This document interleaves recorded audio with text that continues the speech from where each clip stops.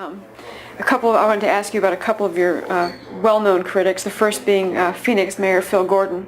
I just wanted to read a quote that he said recently and get your response to that. He said, I think with law enforcement, the last thing anybody wants is somebody with a gun. And in another quote, that you have become the false messiah. You've got an individual with a badge and a gun who's breaking the law and abusing his authority. First of all, I've known this guy for 25 years. He's a lightweight. He thinks he's Mayor Daley. Out west, the mayor has no power.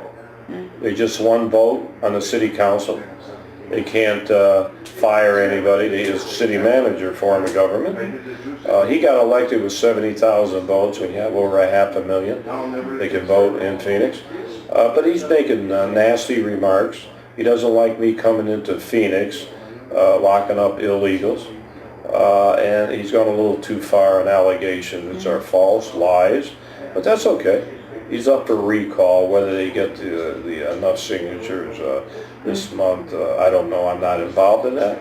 But he can say anything he wants. But he forgot one thing. The sheriff is the elected chief law enforcement officer in the county of Arizona, Maricopa. He's not going to tell me what to do. All right. And the other person I was going to ask you about was Isabel Garcia, who we saw video of a couple of weeks ago, taking part in a protest against you, and there was an effigy of you that was beaten, and she paraded the head around. She's since called that a piñata, and that it wasn't an effigy, and she says that she was exercising her rights to free speech, but a recent poll on KVOA, 71% said that she should lose her taxpayer-funded job. What do you think about that? Well, it should be 100%. I was down there, that's in Tucson, which is another county, and I went down there to appear on a radio station, plus I sold books, my book, Joe's Law, at Barnes & Noble. But this isn't unusual for demonstrators. Of course, they had a pretty good force down there, and they had the typical KKK with me and Hitler. But it's sad because they have kids there, and she cut my head off and showed it to all the kids. And she's being paid by the government. She's a government employee. She's been an activist for many years, not just against me. So I think it's sad for taxpayers to be funding this type of activity. So we're asking the bar to disbar her. Since the city government doesn't seem to want to fire her. You wonder why not down there in Tucson. And on the general topic of illegal immigration, touched on this a little bit. Some argue that illegal immigration is a federal issue, so that law enforcement shouldn't happen on the local level. You said that you're there to enforce all the laws. You know, that's a good cop-out. Mayors, everybody say, oh, this is a federal issue, because they want to wash their hands of it. You know, I spent 30 years as a federal official, law enforcement. Now as the sheriff, I think the last I heard, the local law enforcement does enforce the ATF, that's the guns. They do enforce the drugs, that's DEA. They do go after bank robbers, that's the FBI. So wait a minute, why can't you go on another federal law? That's a cop-out, they don't want to do it, and go ahead and blame the federal government. Oh, well, they should take some heat. But I'm the sheriff. We have a new state law, human smuggling law. I'm the only one enforcing that. As this thing is going to press right now, just last night, we arrested 108 more. In 24 hours, 80 were illegals in my crime suppression operations, where I go with the volunteer posse and go into cities and areas. And if we find anybody violating the law, whether it's a traffic violation, and we find out they're illegal, handcuffs. I have 160 officers trained by ICE, largest in the United States history, Immigration Customs Enforcement. 100 are my deputies. So the controversy is, when I go into cities and arrest illegals, wearing the federal hat for a few minutes, if you know what I mean. We have 60 that work in the jails. Since cops won't ask where you're from, once they book them into our jail, we ask. 100,000 we already asked. 16,000 we put the holds on it because we proved they were illegal. and they can't get back out of jail. So when the mayor, we reduced the crime, the sheriff's crime has gone up in his area, that's garbage. On the other hand, maybe we did reduce crime. Because we didn't put the 16,000 holds on them with his police that won't ask, get them to us, we ask, they're not back on the street. Right. You do know people commit crimes once they get back out. And you also know that the illegals go back and forth 4 or 5 times. Right. So I think that's a pretty good program that we're doing.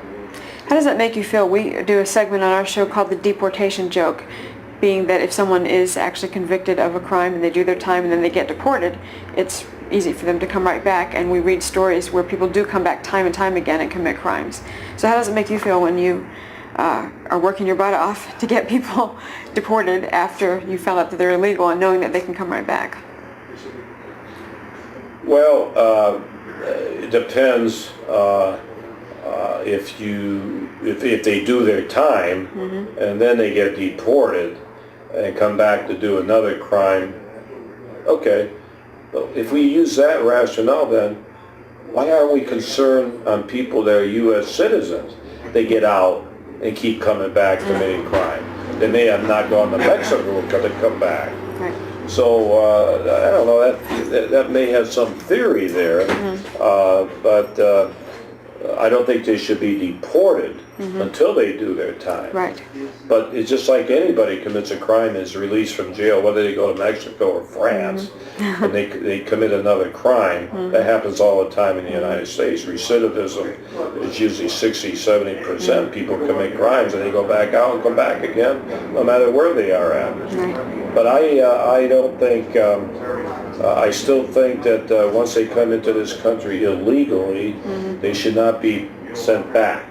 They should go to jail. Okay? After they commit a crime, in other words. No, the crime is Yes. being here illegally. They don't have to commit another crime. Yeah, right. So the minute they cross the border, they have committed a crime. Why do they keep getting a free ride back to Mexico? Right. Put them in jail. Right. But they don't do that. I wonder why. San Francisco took some heat recently. Even Mayor Newsom even actually agreed with it publicly, at least, because they've been spending so much money sending juveniles back. And then the ones that weren't being sent back were being released onto the street. And there was one case in particular with the Bologna family where one of them, who was an MS-13 member, killed 3 family members. I had a little problem with ICE years ago, and they would not pick up our prisoners under our new smuggling law. So I brought them to the border and dumped them out there. But now everything's going great, and they're staying in jail, and we're putting them in jail too.